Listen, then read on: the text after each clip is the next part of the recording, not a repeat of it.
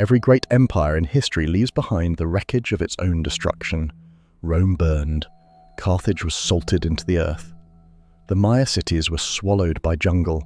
The Mongols left trails of ash across 3 continents. When civilizations die, they tend to die loudly. With sieges, with famine, with the kind of catastrophic collapse that scorches itself into the memory of everyone who survives it. The Nabataeans left no such wreckage. In 106 AD, in the 23rd year of Emperor Trajan's reign over Rome, a decree went out.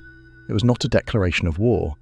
There was no legion marching through a conquered gate, no general raising a laurel wreath above a burning city. There was no battle, no siege, no last stand at the palace walls. There was a document, an administrative reclassification, and with it, one of the wealthiest, most sophisticated, and most strategically powerful kingdoms in the ancient world simply ceased to exist on paper. The Nabataean Kingdom became the Roman province of Arabia, Petra, and then, with a speed that should disturb anyone paying attention, the Nabataeans themselves began to disappear, not from the land, but from the record. Their name faded from official documents. Their script was replaced. Their kings were forgotten. Their story was absorbed so completely into the Roman provincial machine that within 2 generations, you could read an entire Roman administrative report about the region they had ruled for centuries and find almost no trace that they had ever been there at all. But here is the thing that will stay with you long after this video ends. They built Petra. You have seen the images. Everyone has.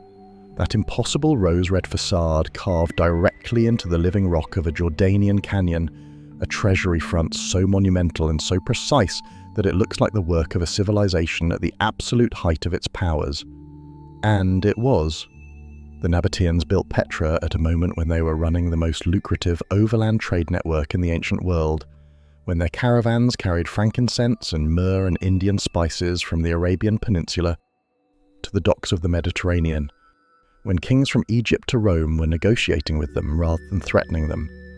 That city still stands. The people who built it were almost entirely forgotten.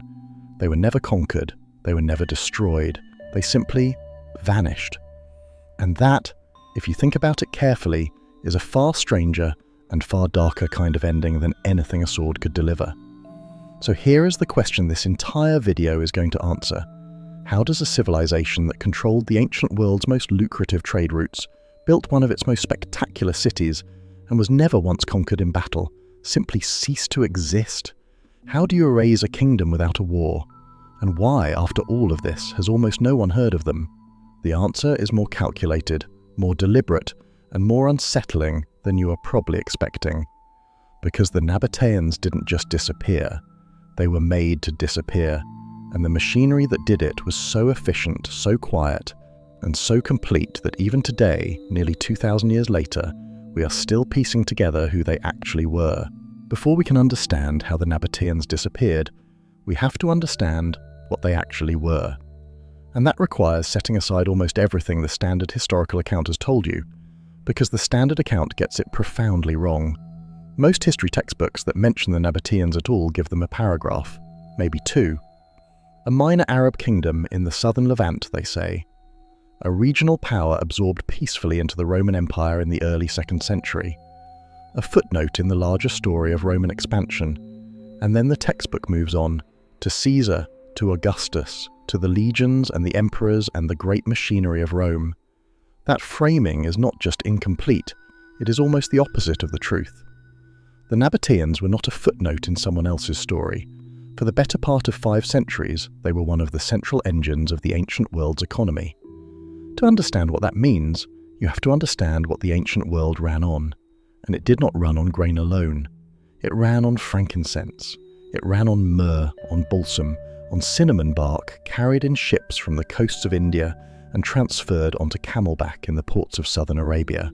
It ran on the spices and aromatic resins that every temple in the Mediterranean world burned by the cartload, that every royal court demanded for its rituals and its medicines and its cosmetics, that the Roman Empire itself consumed in quantities almost impossible to imagine today.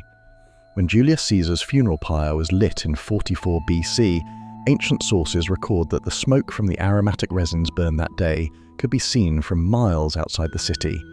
Every gram of those resins passed through a network of overland trade routes stretching thousands of miles from the South Arabian Peninsula to the ports of the Mediterranean coast. And for centuries, the Nabataeans controlled that network. They did not begin as an empire. The earliest references we have to them come from the late 4th century BC, in the writings of Diodorus Siculus, who drew on the account of a Greek officer named Hieronymus of Cardia. Hieronymus had participated in 2 Seleucid military expeditions sent to subjugate the Nabataeans, powerful Greek-Macedonian campaigns, well-armed and confident, and both expeditions had failed. What Hieronymus described was not a settled kingdom with walls and palaces. It was a nomadic Arab people, fiercely mobile, operating across the desert between Arabia and the Levant, with a kind of tactical intelligence that confounded every conventional military approach thrown at them. The Seleucids, heirs to Alexander the Great's empire, veterans of campaigns across Persia and Central Asia, could not pin them down. The first expedition arrived to find the Nabataean camp abandoned, their goods removed, their water sources hidden.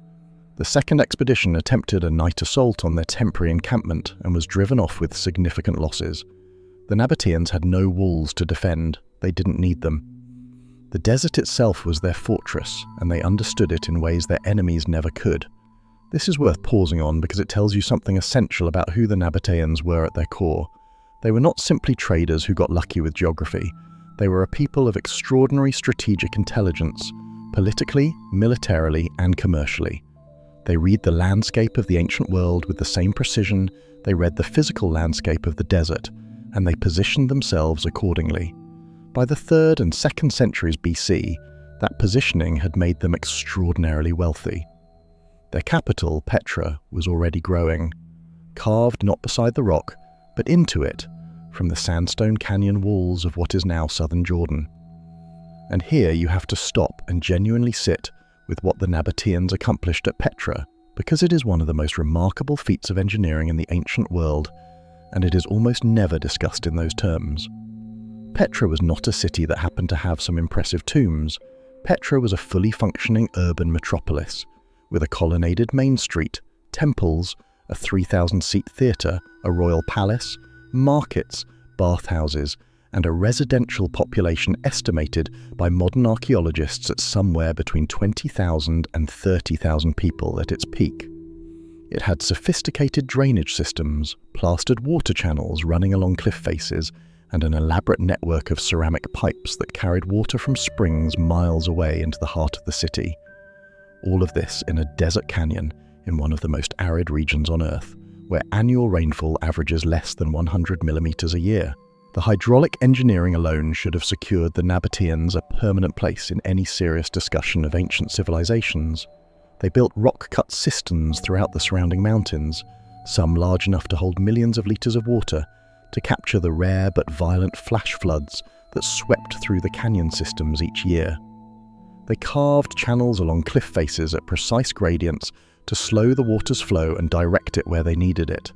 They installed ceramic settling tanks to filter sediment before water entered the city's distribution system. This was not primitive improvisation. This was applied hydrology at a level of sophistication that would not be matched in the region for over 1,000 years, and all of it was in service of something larger, the commerce. Petra sat at the convergence of multiple overland trade routes, the route from the Hejaz in the south, the route from the Persian Gulf in the east, the route to Gaza and the Mediterranean coast in the northwest, and the route to Damascus and the Levantine interior in the north. Every caravan moving between Arabia and the Mediterranean world passed within Nabataean territory. Every merchant paid a toll. Every shipment of frankincense, every bundle of myrrh, every bolt of Indian silk that reached Roman hands had, at some point in its journey, been weighed and taxed and moved along by the Nabataean commercial infrastructure. Ancient sources give us a sense of the scale. The Greek geographer Strabo, writing in the early 1st century AD, described visiting Petra and finding a city of extraordinary cosmopolitan sophistication. Foreign merchants from every corner of the Mediterranean world conducting business alongside Nabataean traders, a royal court that entertained in Greek style while maintaining Arab customs, a merchant class of conspicuous wealth who reclined at banquets on gold-embroidered couches. Strabo noted something that surprised him. At Nabataean meals, only 2 female companions were permitted per man, a detail that tells us the Nabataeans had formalized social codes around their elite gatherings that were sophisticated enough to warrant a Greek writer's careful observation. What Strabo was describing, though he may not have fully recognized it, was the capital city of a commercial empire that had no real parallel in the ancient world. The Nabataeans were not a military empire. They did not rule through conquest and garrison. They ruled through infrastructure, through intelligence, through an almost uncanny ability to make themselves indispensable to every power they dealt with. They negotiated with the Ptolemies of Egypt. They maintained careful relations with Rome, even as Rome expanded toward their borders. They extended their trade network north into the Hauran, the volcanic basalt plateau of what is now southern Syria, establishing a second major city at Bosra that would later become their northern capital. They minted their own coinage, bearing the faces of their kings and, unusually for the ancient Near East, their queens, who held formal political power and appeared on official currency as co-rulers.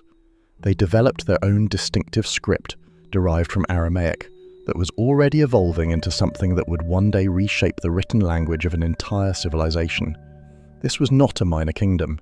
This was one of the most sophisticated commercial and political entities in the ancient world at its peak, and the Roman Empire knew it, which is precisely why what happened next is so strange. Because Rome did not destroy the Nabataeans. It did something far more effective and far more deliberate than that. Rome was not a subtle empire. That is perhaps the most important thing to understand before we examine what happened in 106 AD, because Rome's approach to power was, almost without exception, loudly and deliberately theatrical. When Rome conquered a kingdom, it announced that conquest to the world. Triumphal arches were commissioned, massive stone monuments erected in the heart of the capital, inscribed with the name of the defeated enemy, carved with scenes of battle and submission and the parade of captives through Roman streets. Coins were minted bearing the image of the conquered territory, sometimes personified as a weeping female figure kneeling in defeat. Historians were employed, poets were commissioned, and the whole apparatus of Roman cultural production went to work transforming each military victory into a permanent piece of the empire's self-mythology. This was not vanity, it was policy. Rome communicated power through the spectacle of conquest, and that spectacle served a precise political function. It told every other kingdom watching that resistance was not only futile, but catastrophically costly. The message of every triumphal arch, every commemorative coin, every victory inscription was the same. Look at what happens to those who stand against us. Now, consider what happened when Rome absorbed the Nabataean Kingdom. There is no triumphal arch. There is no commemorative coin depicting a kneeling Nabataean figure. There is no Roman historian's account of a military campaign, no battle narrative, no general's dispatches home describing the fighting. There is no record of a siege at Petra, no archaeology of destruction in the city's excavated layers, no evidence of the kind of violence that almost always accompanied the absorption of a significant regional power into the Roman provincial system. When archaeologists dig through the stratigraphic layers of Petra's occupation history, they find, at the level corresponding to 106 AD, not a layer of burning and destruction, but a layer of continuity. The city kept functioning.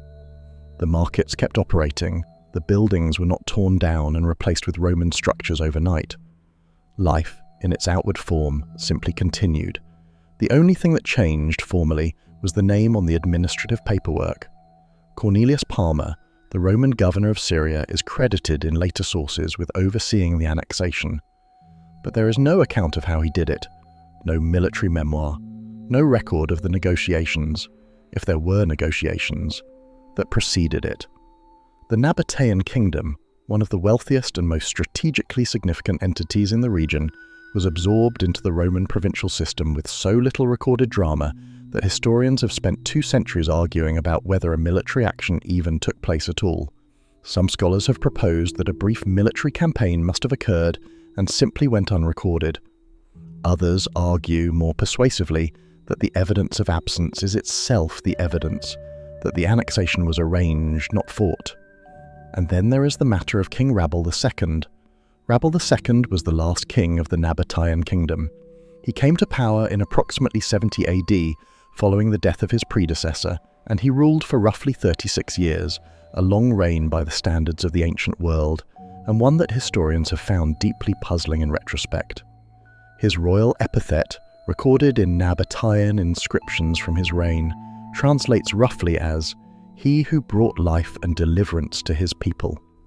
It is an epithet that sounds, in hindsight, more ambiguous than it was probably intended. He moved the royal court northward, from Petra to Bosra, a decision that some scholars interpret as a strategic repositioning toward Rome's sphere of influence, and others interpret simply as a practical response to shifting trade patterns. Either way, it placed the Nabataean political centre significantly closer to the Roman provincial capital of Syria. Rabel II died in 106 AD. The annexation followed essentially immediately. The timing is almost too precise to be coincidental, and yet there is no surviving document, no Roman record, no Nabataean inscription, no Greek account that explicitly describes what arrangements, if any, Rabel II made with Rome before his death, or what agreements may have been reached about the disposition of his kingdom afterward. His children, if he had any who survived him, do not appear in the historical record as claimants to the throne. There was no succession crisis, no rival faction fighting for the kingship, no Nabataean aristocrat raising a rebellion in the name of independence. The kingdom simply transferred, as if the paperwork had already been prepared. What followed is, in some ways, even more remarkable than the annexation itself. The Nabataean ruling class cooperated, not reluctantly, not under obvious coercion, but with a degree of smoothness that suggests the cooperation had been arranged well in advance. Nabataean aristocrats appear in subsequent Roman records not as subjects under occupation, but as participants in the provincial administration, serving in Roman military units, holding civic offices in the newly reorganized provincial cities, continuing to conduct commercial operations now conducted under Roman legal frameworks, rather than Nabataean royal ones. The infrastructure of the Nabataean trade network was not dismantled. It was absorbed, taken over, rebranded, and integrated into the Roman commercial system with a minimum of disruption. Rome, in other words, didn't take the Nabataean Kingdom by force, it took it by acquisition.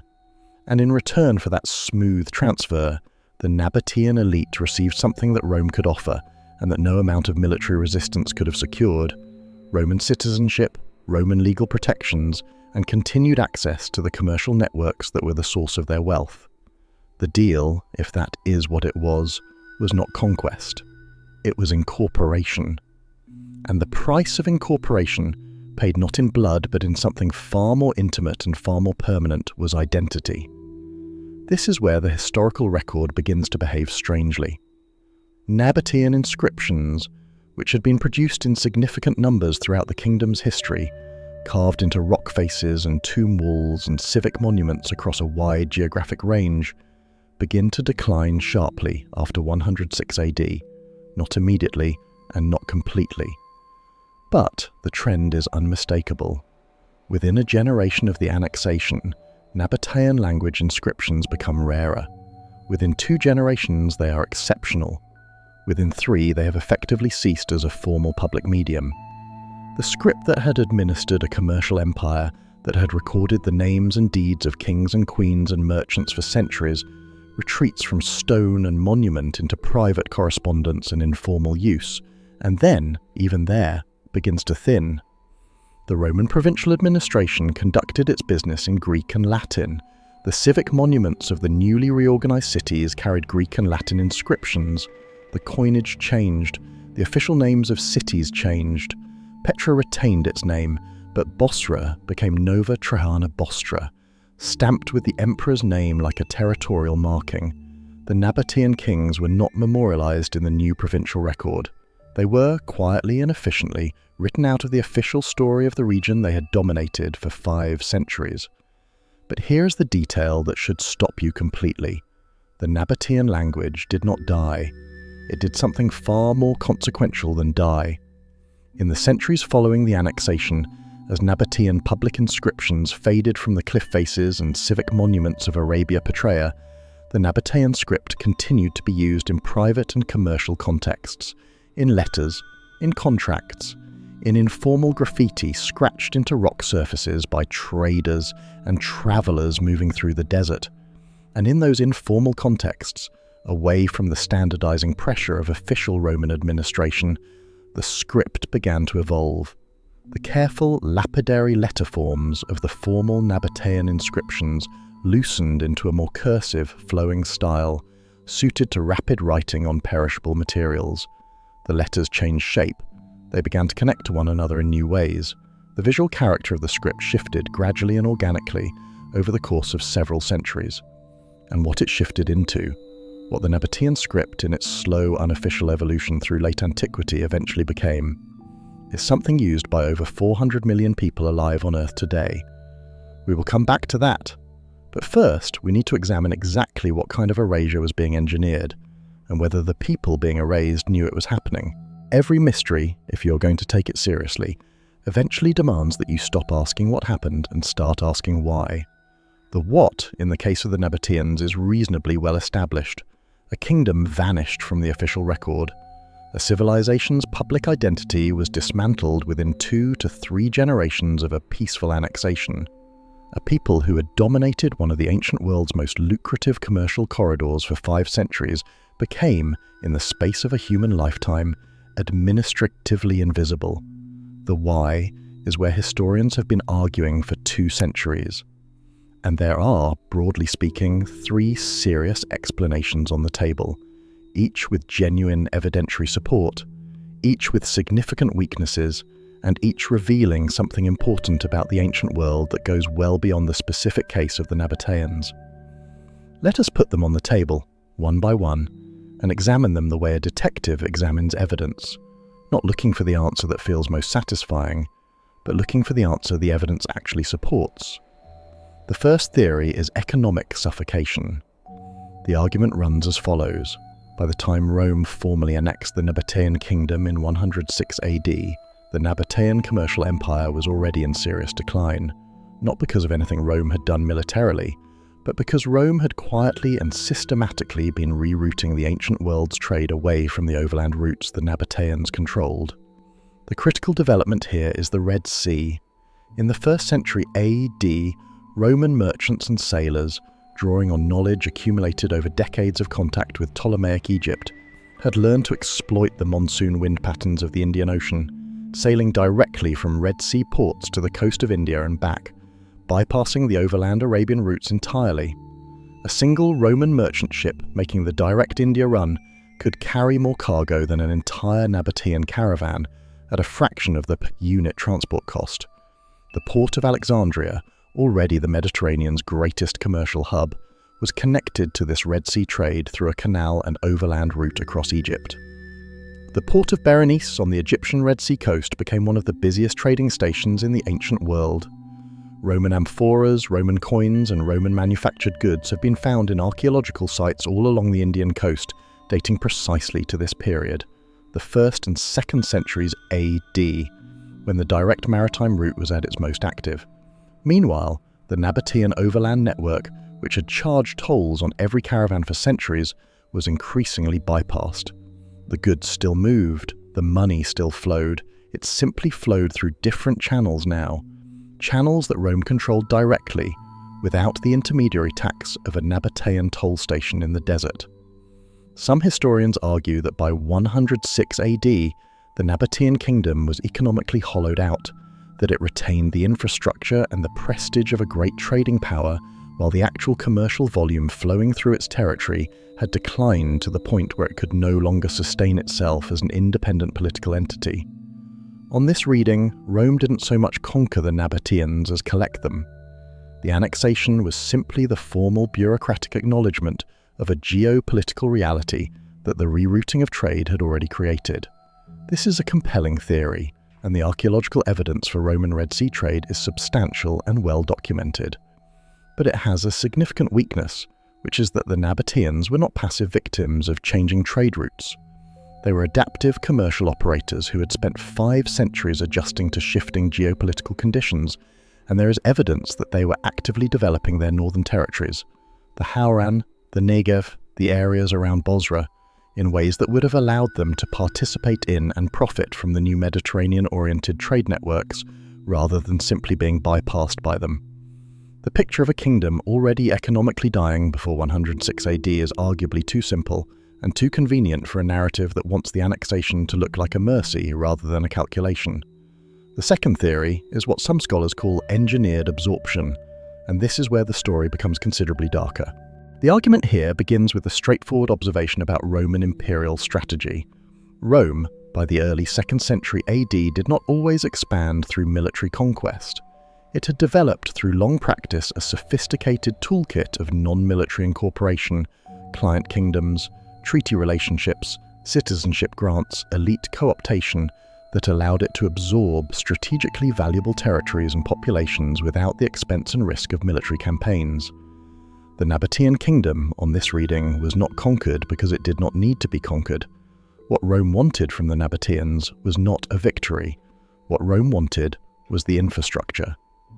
The Nabataean trade network, the roads, the water systems, the caravan stations, the commercial relationships, the institutional knowledge of desert navigation and long-distance logistics was worth far more intact than destroyed. A military campaign that destabilized the kingdom, drove the merchant class into resistance, and disrupted the commercial flows would have been counterproductive. The far more efficient approach was to offer the Nabataean ruling class something they could not refuse and something they could not obtain through continued independence: the full legal and commercial protections of Roman citizenship, with access to the empire-wide market that came with it. On this theory, what happened between Rome and the Nabataean elite, and possibly with King Rabble II himself in the final years of his reign, was a negotiated transfer. The Nabataean aristocracy received Roman status, Rome received the kingdom, and the cultural erasure that followed, the replacement of Nabataean script with Greek and Latin in official contexts, the renaming of cities, the elimination of the royal line from the official record, was not incidental to the deal, it was the deal. Roman provincial administration required administrative uniformity, and administrative uniformity required the elimination of the institutional markers of Nabataean distinctiveness. The language, the coinage, the royal titulature, the public inscriptions, all of it had to go, not because Rome hated the Nabataeans, but because the provincial machine ran on standardization, and the Nabataeans had to be standardized. The evidence for this theory is circumstantial but unusually coherent. The smoothness of the transition, the absence of any recorded resistance among the Nabataean elite, the rapid appearance of individuals with Nabataean names in Roman provincial administrative records, the preservation of the commercial infrastructure, all of it fits a negotiated incorporation far better than it fits a military conquest. And the Roman precedent for exactly this kind of arrangement was well established. It had been done before with other client kingdoms in the Eastern Mediterranean, and it had worked. The weakness of this theory is that it relies heavily on absence, on the absence of conflict, the absence of recorded negotiation, the absence of explicit documentation of any deal. It is an argument from silence, which is always epistemologically uncomfortable, even when the silence is itself highly suggestive. The third theory is perhaps the most psychologically complex, and in some ways the most disturbing. It holds that the Nabataeans didn't disappear because Rome erased them. It holds that the Nabataeans disappeared because they chose to disappear, or at least chose to become something else, in a way that amounts to the same thing. The Nabataeans, remember, had always been a pragmatic people. Their entire civilization was built on adaptability, on the ability to read the landscape of power, commercial and political, and position themselves advantageously within it. They had adopted Hellenistic court culture without abandoning Arab customs. They had integrated Greek architectural forms into their own distinctive visual language. They had maintained diplomatic relationships with every major power in their region simultaneously, playing none of them against the others so aggressively as to invite military retaliation. Identity, for the Nabataeans, had always been somewhat fluid, defined more by commercial network than by ethnic exclusivity, more by shared practice than by rigid cultural boundary. On this reading, the embrace of Roman identity by the Nabataean elite was not capitulation. It was the same calculation their ancestors had been making for centuries, a recognition that the most advantageous position in the current geopolitical landscape was inside the Roman system rather than outside it, and a pragmatic willingness to pay the cultural price that position required. The Nabataeans, in other words, didn't lose their identity. They traded it, deliberately, and with full awareness of what they were doing, for something they valued more. This theory has the virtue of taking the Nabataeans seriously as historical agents, as people making choices rather than simply suffering consequences. But it raises a question that the evidence cannot fully answer. Was a choice made under the conditions of Roman imperial power genuinely free? When the alternative to cultural assimilation was provincial marginalization, the loss of commercial access, legal protection, and political influence, was the decision to assimilate really a choice in any meaningful sense? And this is precisely the moment when the historical record delivers something that stops all three theories in their tracks. In 1961, in a cave in the Judean desert near the Dead Sea, a cave that came to be known as the Cave of Letters, Israeli archaeologist Yigael Yadin discovered a cache of documents that had been hidden there sometime around 135 AD during the chaos of the Bar Kokhba revolt. Among the documents was an archive belonging to a woman named Babatha, the daughter of a Nabataean merchant from the village of Mausa, near the Dead Sea. The archive contained 35 documents spanning roughly 30 years, from approximately 94 AD to 132 AD, and it is one of the most extraordinary primary sources to survive from the ancient world. Babatha's documents were written in Nabataean, Aramaic, and Greek. They record property transactions, marriage contracts, legal disputes, loan agreements, and guardianship proceedings conducted before both Roman and local courts. They show a Nabataean woman living in the Roman province of Arabia Petra, decades after the annexation, long after the Nabataean Kingdom had officially ceased to exist, owning land, managing financial assets, initiating legal proceedings in her own name, and navigating simultaneously between Nabataean legal custom and Roman provincial law with evident sophistication. Babatha was not an aristocrat.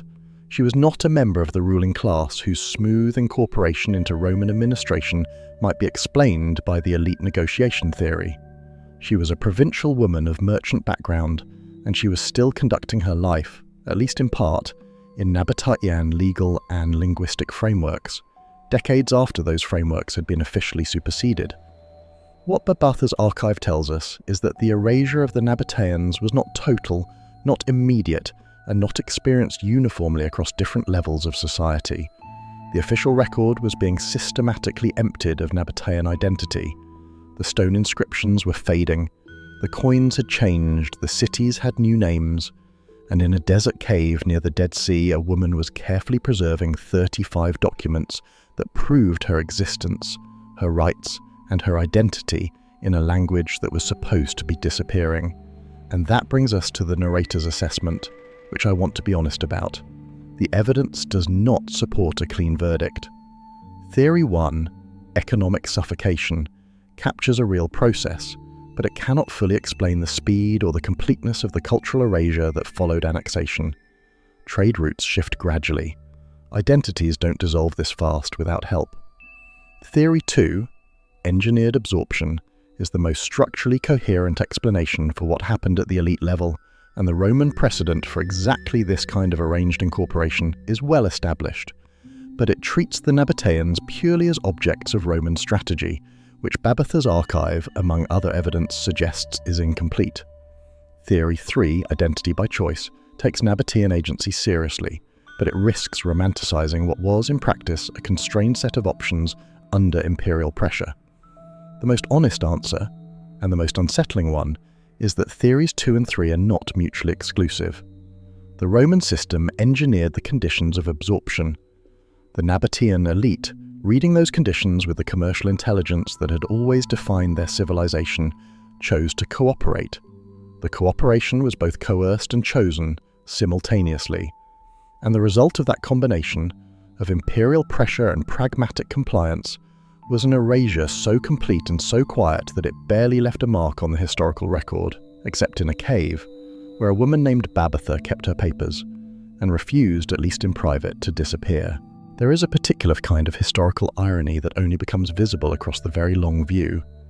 Across centuries rather than decades, across civilizations rather than kingdoms, it is the irony of consequences that dwarf their causes, of things set in motion by people who could not possibly have understood what they were starting. The Nabataeans, as we have seen, were a people of extraordinary practical intelligence. They read landscapes, physical, commercial, political, with a precision that allowed them to survive and prosper in conditions that destroyed lesser organized peoples. But there is one thing they almost certainly could not have foreseen about their own legacy. The kingdom they built lasted roughly 5 centuries. The script they wrote in has now been in continuous use, in one form or another, for over 2,000 years. And today, in the 21st century, it is used daily by somewhere between 400 and 500 million people, making it, by any reasonable measure, one of the most consequential writing systems in human history. To understand how this happened, you need to understand the nature of scripts, how they change, how they travel, and how the line between one script and another is always a matter of degree rather than of kind. Scripts do not transform overnight. They evolve the way species evolve, gradually, under environmental pressure, through thousands of small, incremental changes that are invisible in the moment, but dramatic in aggregate across sufficient time. The Nabataeans wrote in a form of Aramaic, the great administrative and commercial language of the ancient Near East, the lingua franca of the Persian Empire, the language that had spread across the entire region from Egypt to Central Asia as the medium of trade and governance. Nabataean Aramaic was a specific regional variety of this language, written in a script that had developed its own distinctive visual character, more angular than some Aramaic varieties, with specific letter forms that reflected the Nabataean scribal tradition that had been developing since at least the 4th century BC. What happened to this script after the annexation of 106 AD is one of the most consequential and least told stories in the history of writing, freed from the standardizing pressure of official monumental use, no longer being carved into civic inscriptions and royal dedications by trained lapidary craftsmen working to precise formal standards. The Nabataean script entered a period of informal, organic evolution. In private correspondence, in commercial records, in the graffiti scratched by travelers and traders on rock surfaces throughout the Arabian Peninsula and the Levant, the script became more cursive. The letters loosened. They began to connect to one another in flowing sequences, rather than standing as discrete separate units. The visual distinction between certain letter forms collapsed as speed of writing took priority over formal clarity. This process was not unique to the Nabataean script. Cursivization, the tendency of formal scripts to evolve toward faster, more connected forms under the pressure of everyday use, is a universal feature of writing system evolution. What was unique about the Nabataean case was the geographic and cultural context in which it was happening, the Arabian Peninsula in the centuries of late antiquity, a region that was, by the 6th and 7th centuries AD, undergoing one of the most dramatic cultural and political transformations in human history. The earliest Arabic inscriptions we have, rock inscriptions from the northwestern Arabian Peninsula dating to the 4th and 5th centuries AD, show a script that is unmistakably derived from the cursive Nabataean tradition. The letter forms are related. The direction of writing is the same, right to left. The system of connecting letters within words is inherited directly from the Nabataean cursive tradition. Linguists and paleographers who have traced the development of the Arabic script in detail are not arguing about whether Nabataean is the ancestor of Arabic. That lineage is established.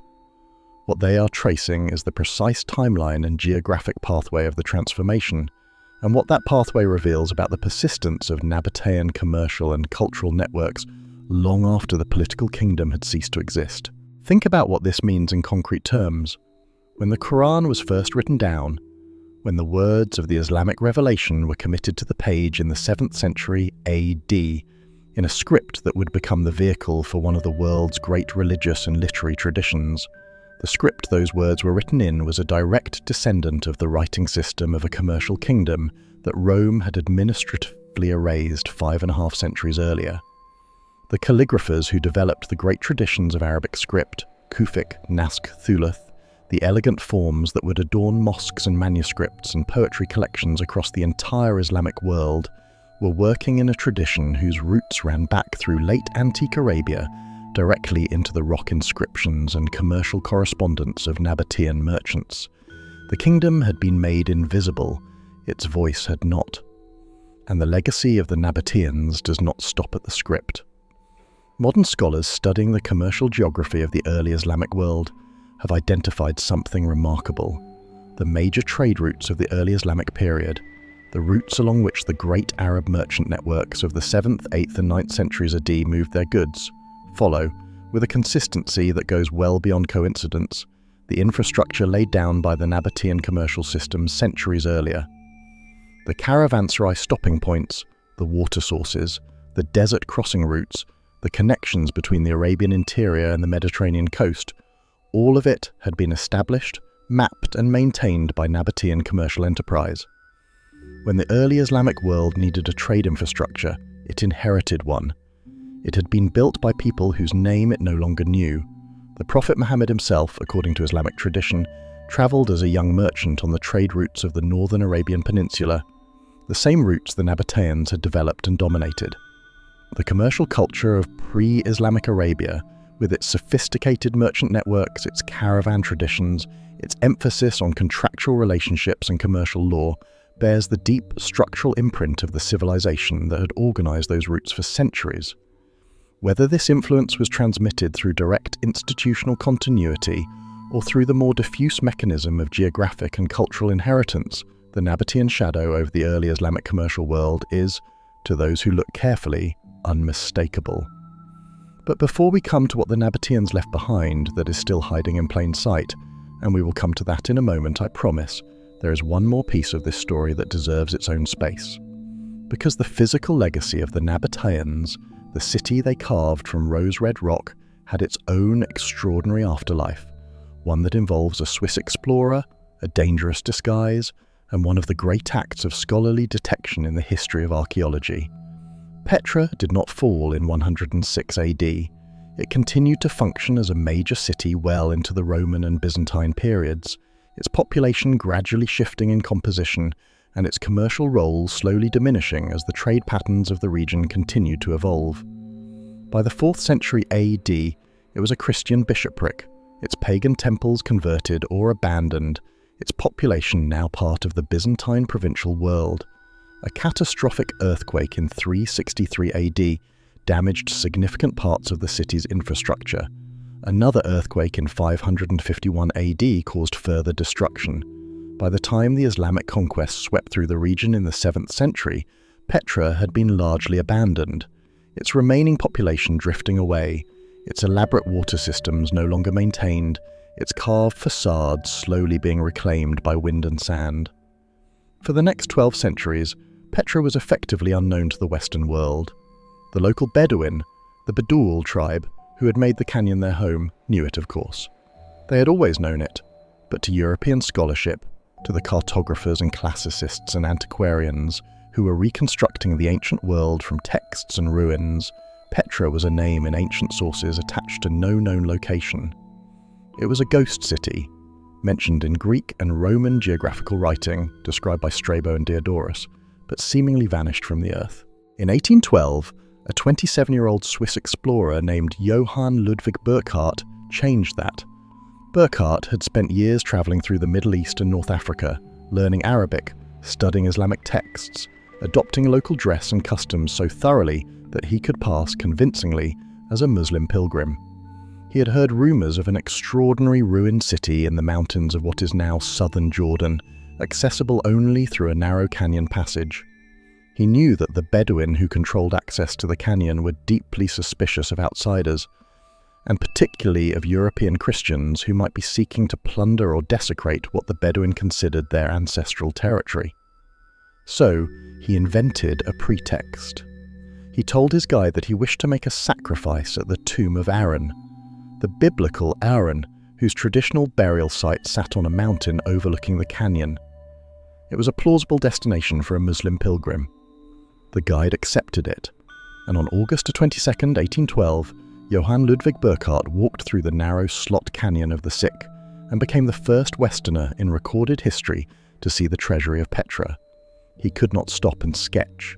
He could not take notes openly. He had to keep walking, maintain his disguise, conduct his fictional sacrifice, and leave, writing down his observations afterward from memory in the margins of his clothing where they would not be noticed. What he recorded was enough to alert European scholarship to the existence of one of the ancient world's great surviving monuments. Within decades, expeditions followed. Petra entered the Western historical imagination and has never left it. But here is the thing about Petra's rediscovery that almost never gets said. The Bedouin did not need to rediscover it. They had never lost it. The Bedouin tribe had been living among the carved facades and cisterns and colonnaded streets of the Nabataean capital for centuries, using its caves as shelter, its cisterns as water sources, its geography as home. The Western world's dramatic discovery of Petra was, from another perspective, simply the moment when Western scholarship caught up with what the descendants of the region's ancient inhabitants had always known. And then there is what was lost. Because for everything the Nabataeans left behind, the city, the script, the trade infrastructure, the genetic and cultural continuity in the populations of Jordan and the northern Arabian Peninsula, there is one category of loss that is genuinely irreversible and that sits heavily on anyone who thinks seriously about what the Nabataeans actually were. They were literate, deeply literate, a civilization that produced the volume of commercial documentation, legal records, royal inscriptions, and administrative correspondence that the Nabataeans produced must also have produced literature, histories, poetry, religious texts, philosophical writing, the kind of inner cultural life that every sophisticated civilization generates and records. The Nabataeans had the script, the literacy rate, the wealth, the cosmopolitan cultural exposure, and the institutional complexity to have produced a substantial body of written literature. None of it survives. Not a single Nabataean book, not a single historical chronicle written from the Nabataean perspective, not a poem, not a religious text, not a philosophical treatise, not a royal memoir. The inner life of a civilization that lasted 5 centuries and controlled one of the ancient world's great commercial networks has been completely and permanently erased. What we know of the Nabataeans, we know almost entirely from what others wrote about them, from Greek geographers, Roman administrators, and the dry formulaic language of commercial and legal documents. The Nabataeans themselves, what they believed, what they valued, how they understood their own history, what stories they told about themselves, is simply gone. This is the specific texture of their disappearance, and it is worth sitting with for a moment.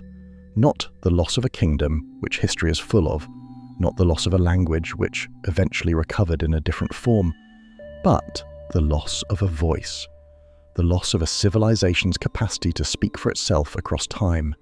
The Romans, the Greeks, the Egyptians, the Persians, we have their literature, their histories, their self-accounts. We can hear them across millennia in their own words. The Nabataeans we can only see from outside, through other people's eyes. Except, and this is what we have been building toward, there is one thing that the Nabataeans left behind that the Roman provincial machine, for all its efficiency, could not touch. Something that did not require a book or a royal inscription to survive. Something that was carried not in libraries, but in people, in communities, in the daily practices of populations who continued to exist long after the name that described them had been administratively erased. We will get to that in a moment. We began this story with a paradox. A kingdom that was never defeated disappeared more completely than kingdoms that burned. A civilization that built one of the ancient world's most spectacular cities, that controlled its most lucrative trade routes, that repelled military invasions and outlasted empires, vanished from the historical record so quietly and so thoroughly that today most people have never heard its name. We asked how that was possible. We have spent 4 chapters assembling the evidence, and now we're going to do what good historical investigation always eventually demands. We are going to look at what the evidence actually says, rather than what we might prefer it to say. Because the answer, it turns out, is not the one that the Roman provincial record would have you believe. The Nabataeans were not erased. They were made to appear erased. And there is a difference between those two things that is so significant, so consequential, and so carefully obscured by the machinery that created the illusion, that unpacking it requires us to look at three different categories of evidence that the conventional historical account almost never brings together: the genetic record, the cultural record, and a single piece of stone found in the desert of northwestern Saudi Arabia in 2014 that changes the entire shape of the story. Let us start with the bodies, because bodies, unlike administrative records, cannot be rewritten. In 2019, a research team led by scientists at the University of Copenhagen published a genetic study examining ancient DNA extracted from skeletal remains recovered from Nabataean burial sites in the Hejaz region of northwestern Arabia, the area that corresponds to ancient Nabataean territory in what is now Saudi Arabia. The study compared this ancient Nabataean DNA against the genetic profiles of modern populations across Jordan, southern Syria, and the northern Arabian Peninsula. The results were not ambiguous. The genetic continuity between the ancient Nabataean population and modern Jordanian communities was direct, substantial, and clearly traceable. The people who live in Jordan today are, in a measurable and scientifically documented biological sense, the descendants of the Nabataeans. This finding should reframe everything we have discussed about erasure. When Rome replaced Nabataean place names with Roman ones, the people living in those places did not change. When Roman provincial administration stopped using the Nabataean script in official documents, the people who had grown up reading and writing that script did not cease to exist. When the Nabataean royal line was removed from the coinage and the official records, the communities that had organized their lives around Nabataean commercial and legal traditions did not dissolve. What was erased was the name. What was erased was the official designation, the administrative category, the label that the Roman provincial machine applied to the territory and its inhabitants. The people themselves, their DNA, their farming techniques, their architectural knowledge, their water management practices, their oral traditions, their sense of where they came from and who they were, persisted. In the villages of the Hauran, in the communities around Petra, in the settlements of the Hejaz, something essential continued across the administrative rupture of 106 AD, carried not in documents, but in the only archive that Roman bureaucracy could not reach, the human body and the human community. The cultural persistence is equally striking when you know where to look. The distinctive Nabataean approach to water management, the cisterns, the channels, the settling tanks, the sophisticated understanding of desert hydrology that had made Petra possible did not disappear from the region with the annexation. Archaeological surveys of the Negev highlands and the Hauran plateau have documented Nabataean-designed agricultural terracing and water harvesting systems that continued to be maintained, extended, and actively used well into the Byzantine and early Islamic periods, centuries after the kingdom's formal end.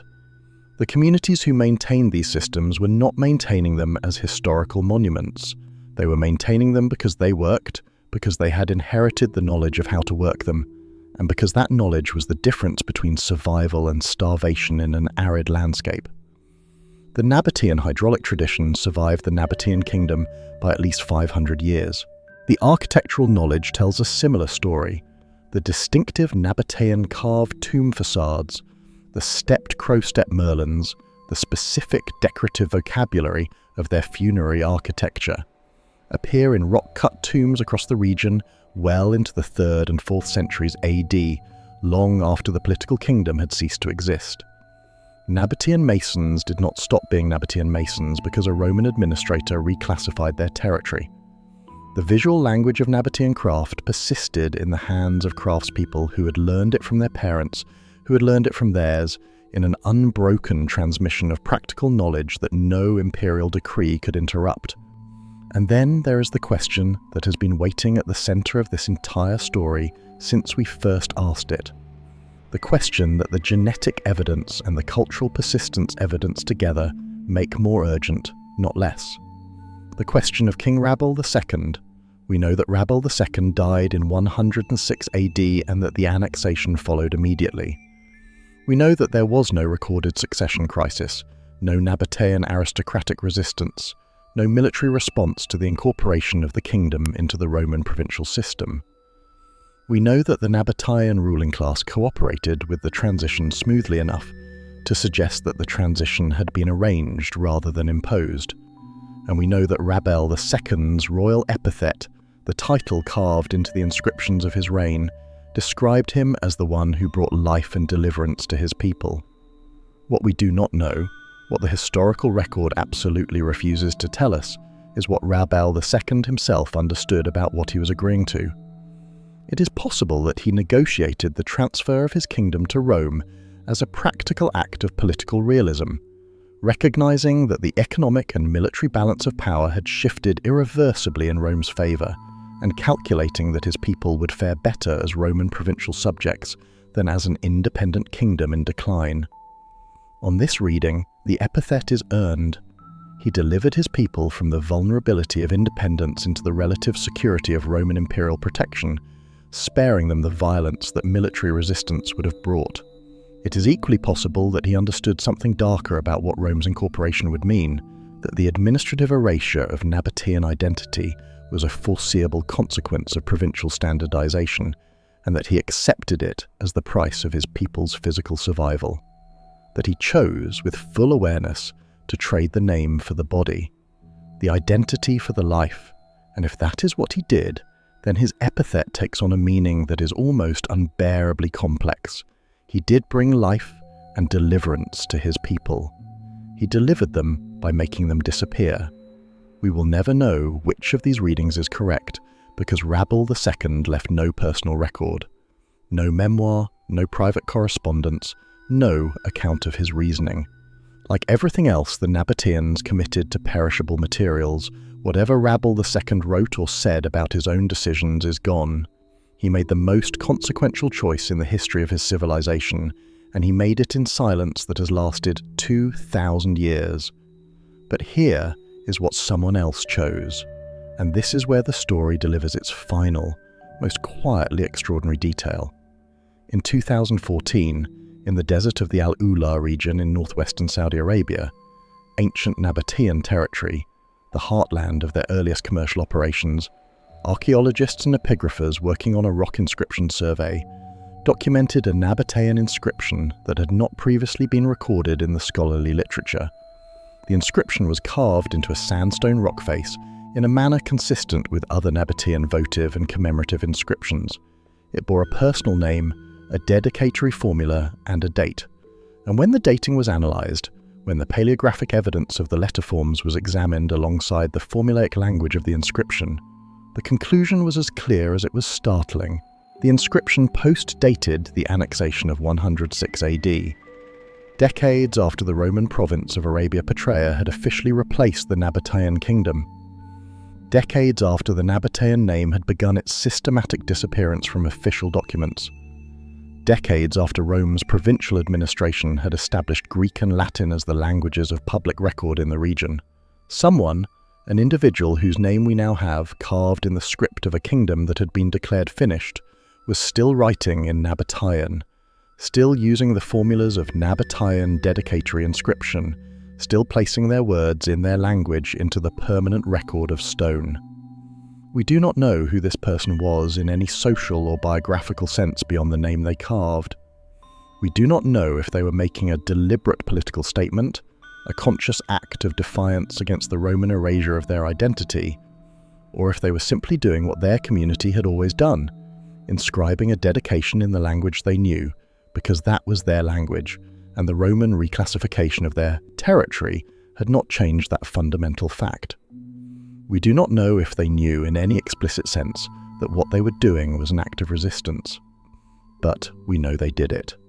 We know that in the desert of northwestern Saudi Arabia, sometime in the decades after 106 AD, a person sat down in front of a sandstone cliff face and carved their words into it in Nabataean. And those words are still there. They have outlasted the Roman province of Arabia Petra, which itself ceased to exist centuries ago. They have outlasted the Byzantine Empire that succeeded it. They have outlasted every political entity that has claimed authority over that piece of desert in the 2,000 years since they were carved. The official record said the Nabataeans were gone. the stone said otherwise, and perhaps that is the most honest conclusion this story can offer. Not a clean resolution, not a tidy answer to the mystery of how a civilization disappears, but something more true and more complicated than tidiness allows. The Nabataeans were not erased. They were renamed. Their descendants are alive today in Jordan and Syria and Saudi Arabia, carrying Nabataean DNA in their cells and Nabataean hydraulic engineering in their landscape, and a direct descendant of the Nabataean script in their written language. What was erased was the label, the name, the administrative category, and the erasure of a name, however systematic and however complete, is not the same thing as the erasure of a people. The Roman Empire, which did the erasing, is itself long gone. The province of Arabia Petra, which replaced the Nabataean Kingdom in 106 AD, is a historical footnote. The triumphal machinery of Roman imperial self-mythologization, the arches, the coins, the victory inscriptions, has crumbled or been absorbed into the walls of later buildings. Petra is still there, and somewhere in the desert of northwestern Saudi Arabia, carved into a sandstone cliff face by a hand that refused to disappear, the words are still there too. The Nabataeans built a city in stone that has outlasted everything, their language, their name, their kingdom. Petra is still there. They are not, or so the story goes, but we have spent this entire video learning to be suspicious of that story. We have learned that the official record of the ancient world is not a neutral document. It is a product of power, shaped by the people who controlled the administrative machinery, written in the languages they chose to validate, preserving the names they chose to remember and erasing the names they chose to forget.